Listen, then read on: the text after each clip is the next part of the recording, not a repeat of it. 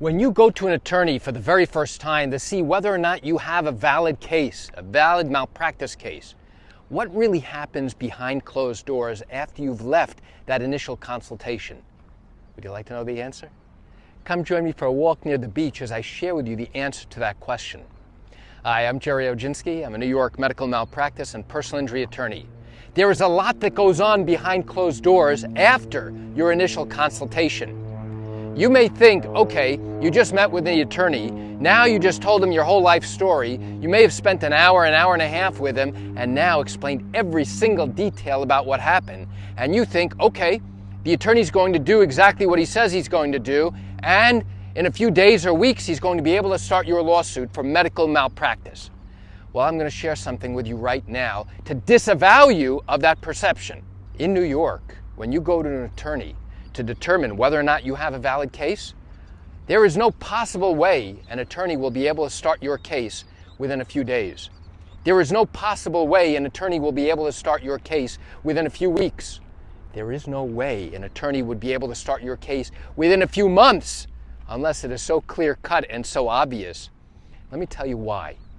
In New York, we are required to gather all of your medical records, not just the medical records that are involved in this particular instance with this particular careless doctor or hospital staff, but we need to get records going back for many, many months, if not many, many years. We have to evaluate every single page of every one of your medical records.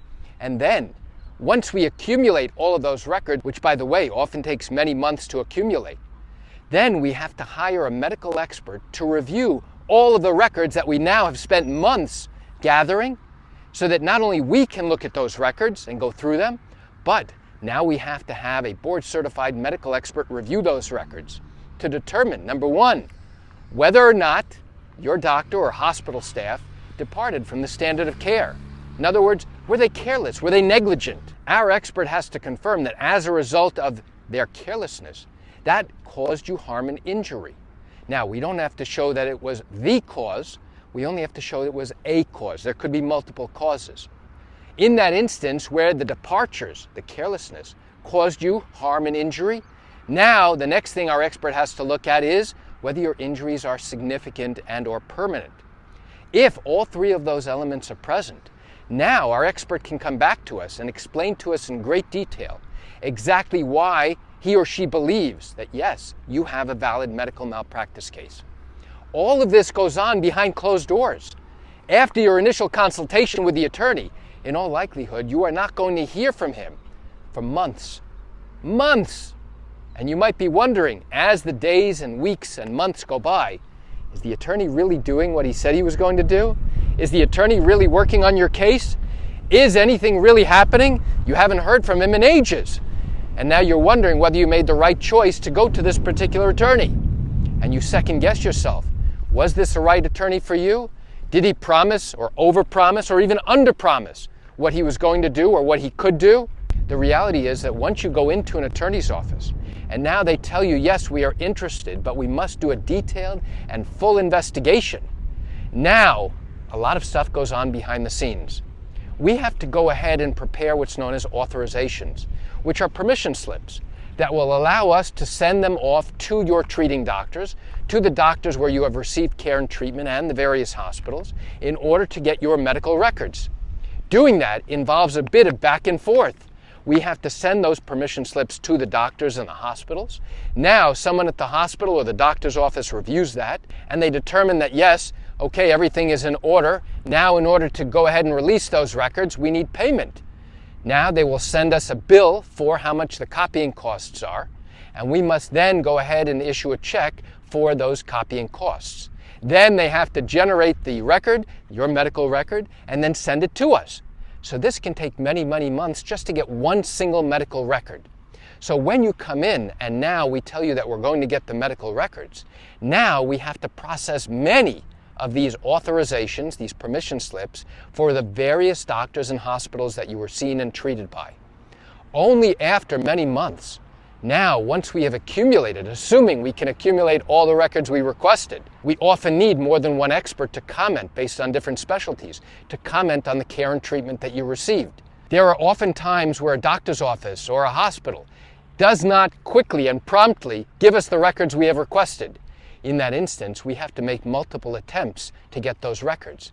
In some cases, the doctor's office is refusing to give us your records, even though we did everything we are required to do. And in that instance, now we have to go through additional steps to try and compel the doctor to voluntarily give us those records.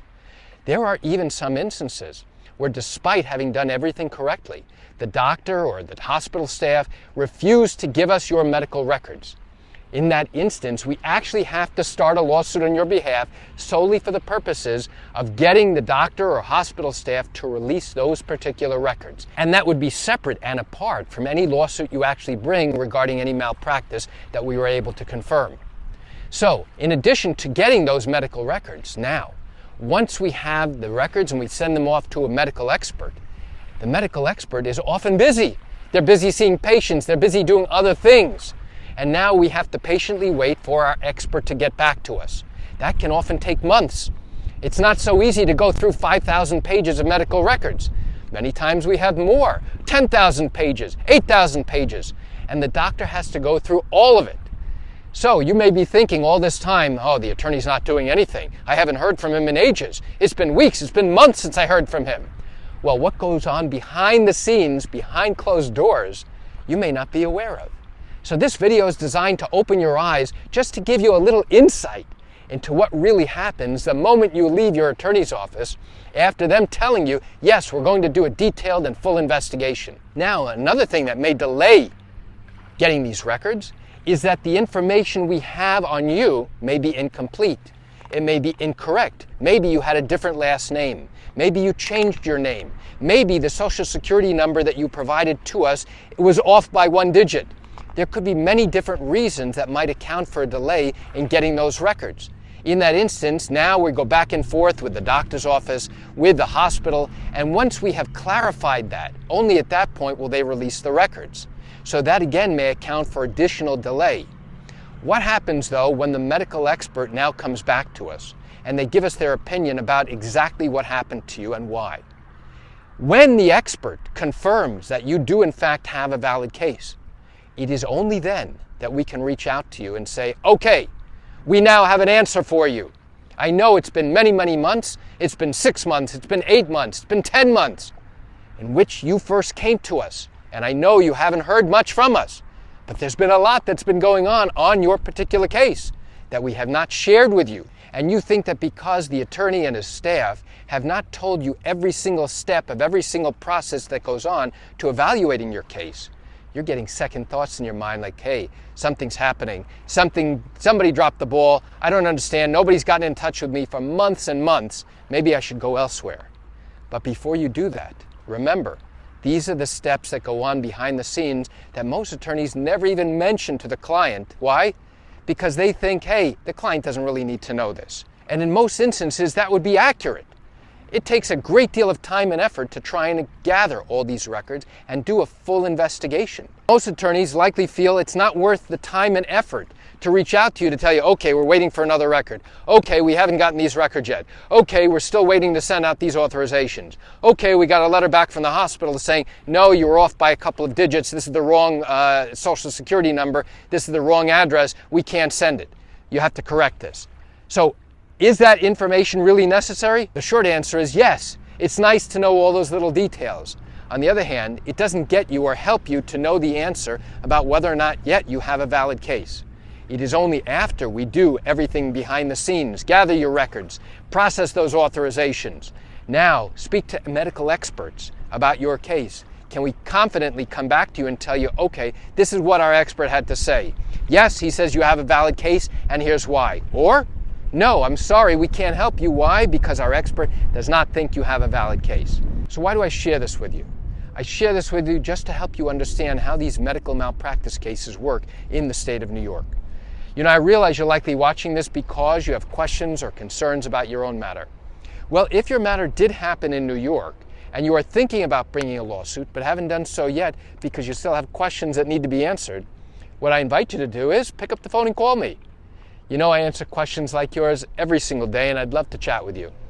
You can reach me at 516-487-8207, or by email at Gerry, Gerry, at Oginski-law.com. That's it for today's video. I'm Gerry Oginski. Have a wonderful day.